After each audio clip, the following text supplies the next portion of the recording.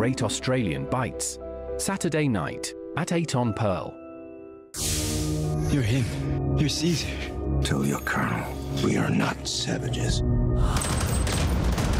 99. Target is dead. Human gets sick, ape gets smart, and human kill ape. And more apes die every day. Apes! Together! Strong! Sunday night, War for the Planet of the Apes on Pearl Studio 9:30.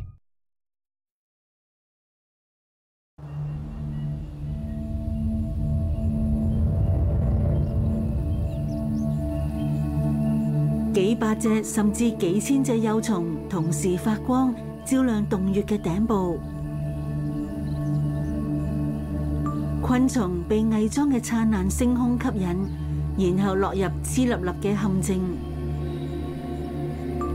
呢種生物發光現象源自螢火蟲體內一種叫熒光素嘅廢棄物同酵素產生嘅化學反應。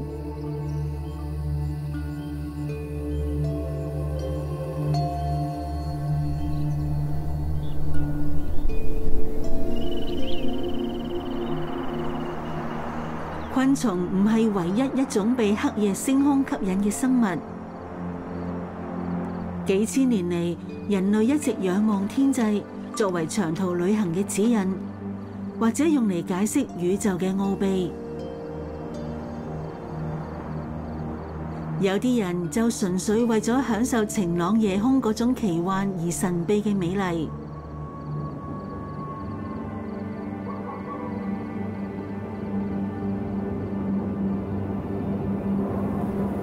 閃爍嘅表演隨住日出而暫停，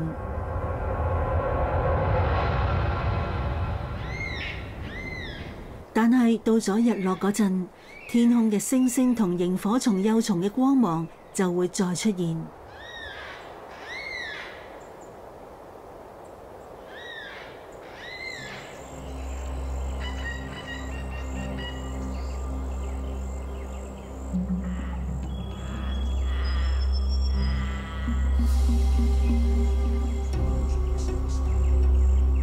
秋天係做準備嘅季節，森林為持續幾個月嘅寒冬做好準備。當氣溫下降，日照時間變短，基本嘅準備工作就會開始。樹木會分解樹葉中嘅葉綠素，將分解後形成嘅產品儲存喺樹幹同根部。剩低嘅色素會呈現出秋季獨特嘅紅色同金色。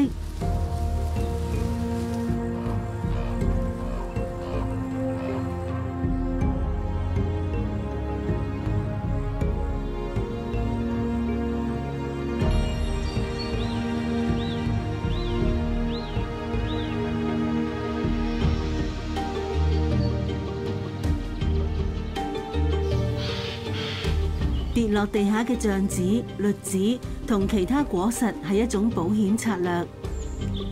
就算個別樹木捱唔過冬天，嗰個物種都能夠存活。呢啲果實儲存咗能量，當春天嚟到，種子就可以發芽。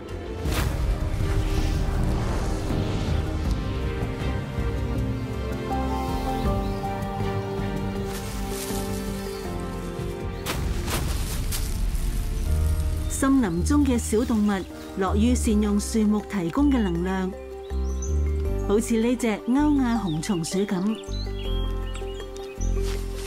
喺秋天，呢種小型熱齒動物好忙碌，佢哋要儲存足夠嘅食物去過冬。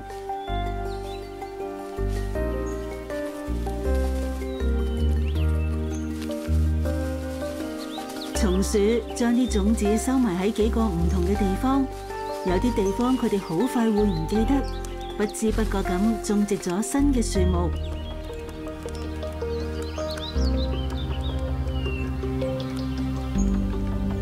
無論係幾遠或者幾高，呢啲忙碌嘅森林小護衛都唔怕，為咗儲糧，佢哋會周圍走。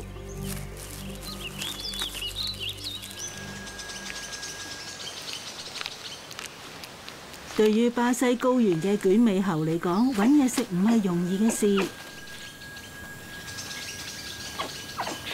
喺乾旱嘅季節，除咗呢啲棕櫚堅果之外，佢哋幾乎冇嘢可以食。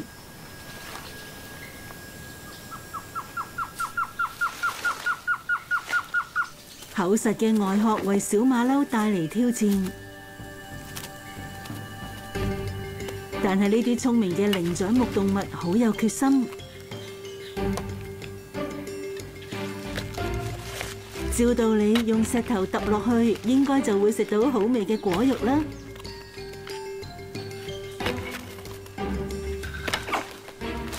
但係現實不似預期。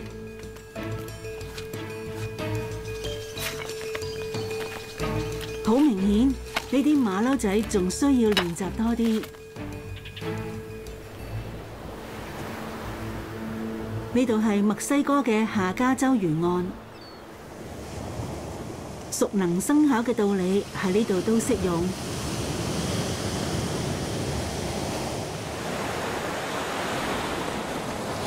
每一年，灰鯨都會嚟到馬格達萊納灣交配。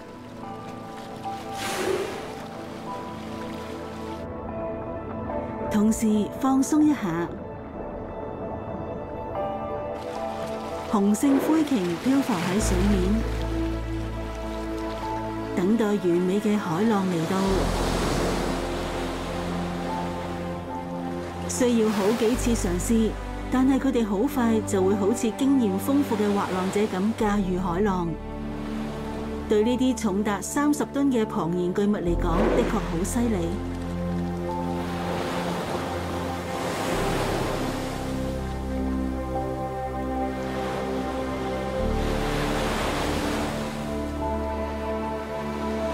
冇人知道佢哋點解要滑浪，可能純粹係為咗玩。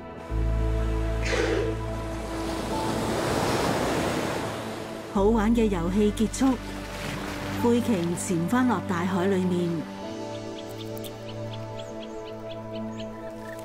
松鼠揾到意外嘅獎賞。喺冬季餐單入面，能量豐富嘅松果種子絕對係唔可以錯過嘅食物。但係喺斯里蘭卡情況就完全唔同，熱帶雨林全年提供營養豐富嘅水果，只要你識窿路就得啦。熟透嘅大樹菠蘿喺空氣中散發出甜美嘅香氣。最先參加盛宴嘅係一隻短尾鸚鵡，但係佢俾幾千隻果蠅打敗。冇幾耐，一隻高原巨松鼠都聞到香味。佢輕鬆咁喺樹枝之間跳躍，距離大約有1米遠。高原巨松鼠係歐亞紅松鼠體型最大嘅近親之一。小鸚鵡好識做咁走先。巨松鼠通常都單獨行動，只會喺交配季節尋找伴侶。但係咁大嘅大樹菠蘿吸引晒附近所有飢餓嘅動物。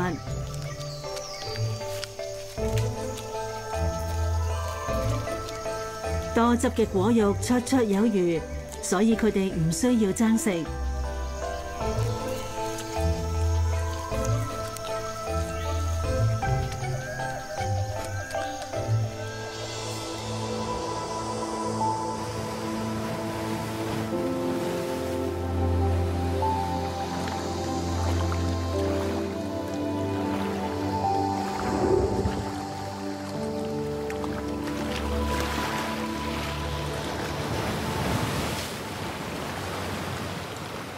當雄性灰鯨鍛鍊滑浪技巧嗰陣，雌性灰鯨游經馬格達萊納灣。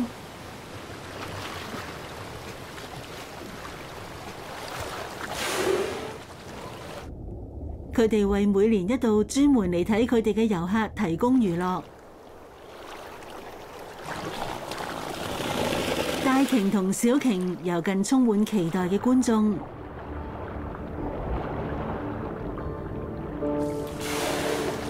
係咩吸引呢啲溫柔嘅巨鯨嚟到觀光船附近呢？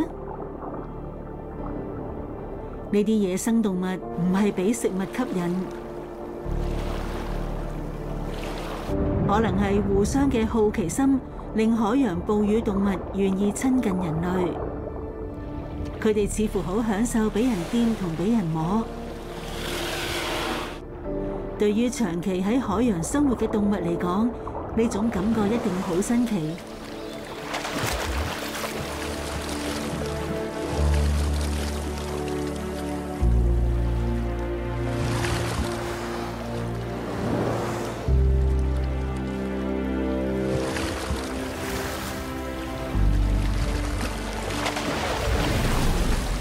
兩個完全唔同嘅世界聯繫埋一齊，締造出真正嘅魔幻時刻。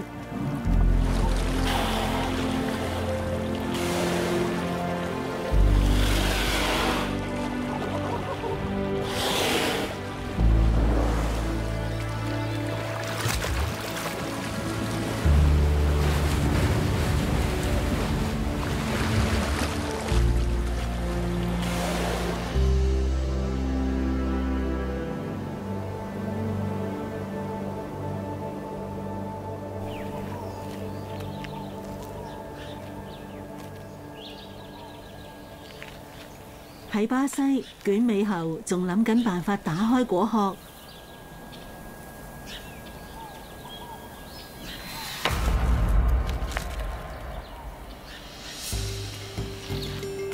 最後，首領終於出手。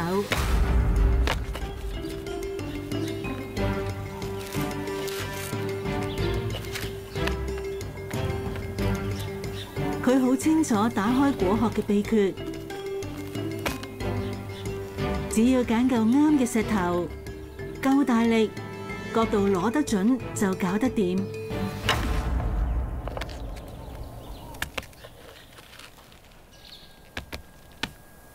當然仲要夠快手啦。如果唔係，其他厚面皮嘅馬騮可能會喺佢手中搶走所有辛勞嘅成果。